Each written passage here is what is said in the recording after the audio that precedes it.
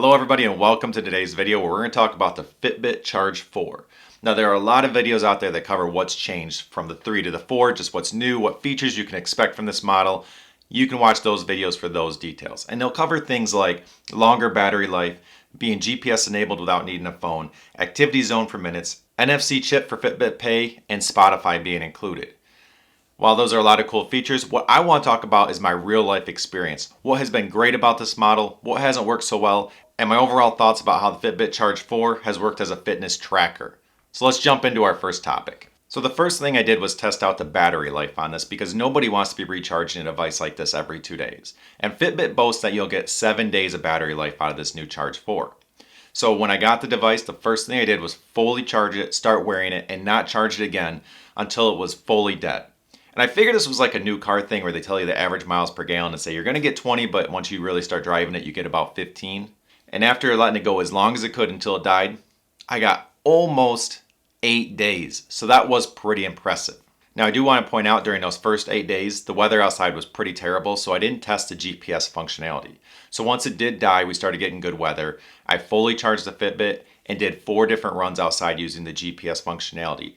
And they did put a hit on the battery life. I did one really long test to see what the impact would be, going outside for a run walk of 1 hour and 45 minutes, and it used 31% of the battery in that hour and 45 minutes. So the GPS will, as kind of expected, use a lot of battery. But in most cases, most people aren't going to be going crazy with the GPS functionality. So as a fitness tracker itself goes, and just using it normally, you're going to get really good battery life. So I was very impressed with that. And since we're talking about GPS tracking, and that's the big selling point of the Charge 4, let's talk about my experience over 4 different runs. Now the first, it worked almost perfectly. I started the exercise app, went to the end of my driveway, waited 30 seconds, and then took off running. And when I checked it when I got home, it worked perfectly except for the GPS didn't lock in or start tracking my position until about a quarter to a half mile into my run. After that, it didn't lose anything. It caught every spot. You can see exactly where I went. All the data was perfect. But it did have a major delay before it started tracking. On to my second run, I did the same thing except I ran right away from my house. I didn't wait or anything. It did the whole run. It logged it perfectly. On my third run, I started the exercise app. I saw the screens come up that show that you truly started it. Took off my run about a quarter to a half mile into the run. I looked down to see how it was doing and noticed it was back to the home screen of the Fitbit, meaning it had exited the exercise app.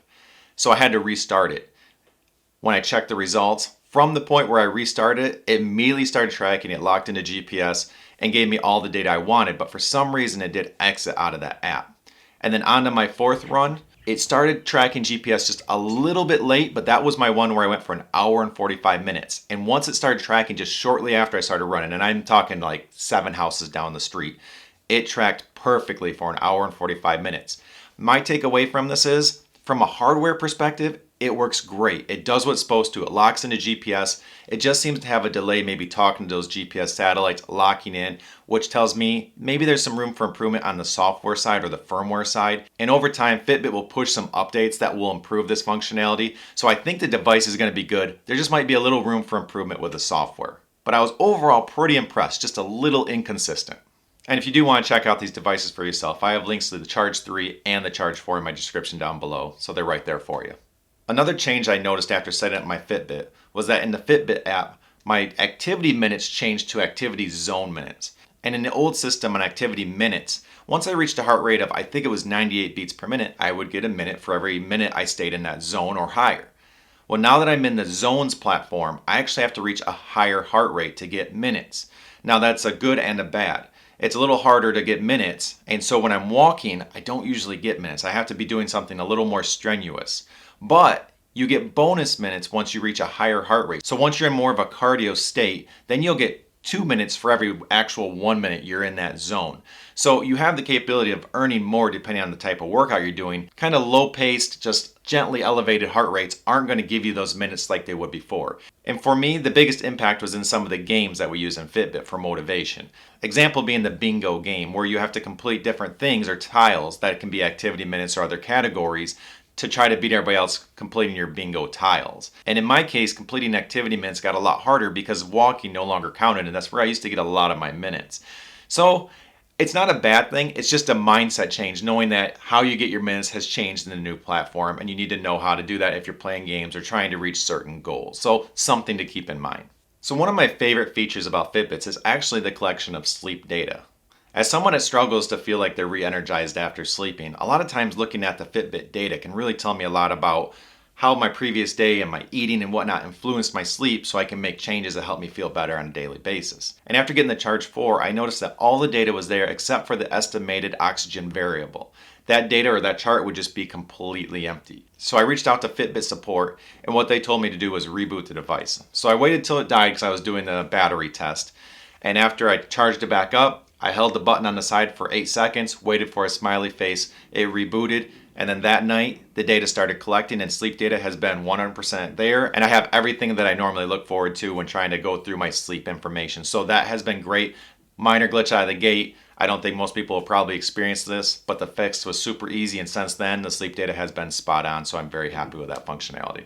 And as far as a bit of a pro and con, I'm just going to say that it's a Fitbit. The pro is you know what you're getting. You're getting a fitness tracker that collects a lot of data, gives you a lot of information, has some motivational aspects to it, and you know what you're getting.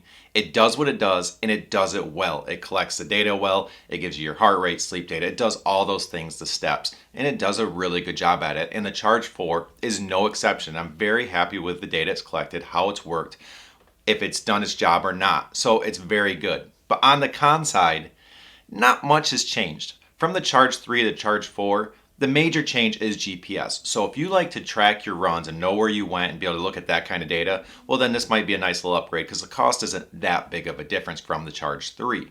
But if that's not something you use, the Charge 3 might be a better point for you if you're looking to get into a Fitbit, because it's basically the same device minus that functionality. So Charge 3 no GPS, Charge 4 GPS. That's the real simplified way I'd look at it. But all in all, both are good devices, and overall it's mostly a pro. Just don't think you're getting some crazy upgrade. And to wrap this up and cover probably the most important thing is, what did I think? I'm 2 weeks in. How well did this thing work? Did it do what it was supposed to do? Well, to be honest, outside of the couple glitches I talked about, with the GPS maybe not locking in as quick as it was supposed to, and having to restart to get my sleep data to correctly log, it's been great. The heart rate's been tracking perfectly, the steps have been great, everything you expect it to do pretty much has worked great. I'm very happy with everything it's done, and it seems to be a very good device.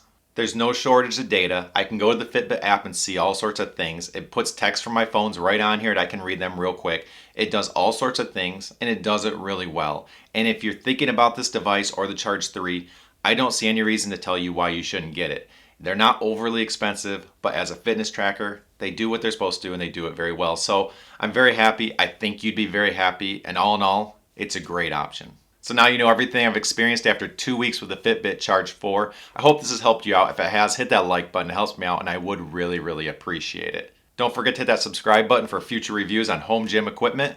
But until next time, here's to a healthier you, and have a good one.